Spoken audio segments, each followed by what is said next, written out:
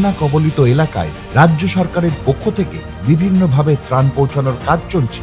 আর এই বন্যা কবলিত এলাকার মানুষদের পাশে জনপ্রতিনিধি হিসেবে দাঁড়ালেন মেদিনীপুর পুরসভার ৯ নম্বর ওয়ার্ডের কাউন্সিলর তথা পুরসভার পূর্ত দপ্তরের সিআইসি সৌরভ বসু।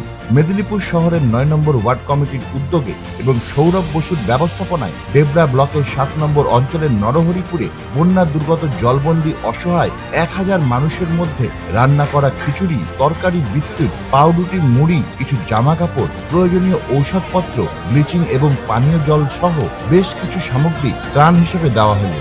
এই কাজে ৯ নম্বর ওয়ার্ডবাসীর সহযোগিতাও রয়েছে।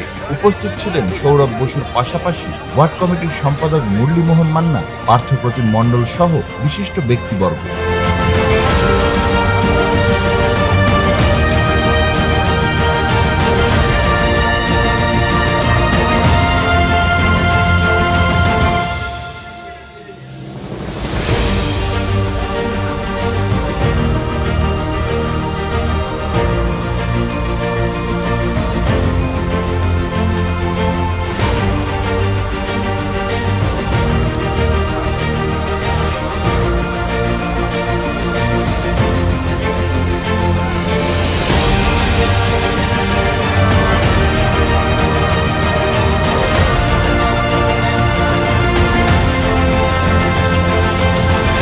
Bureau report, news square.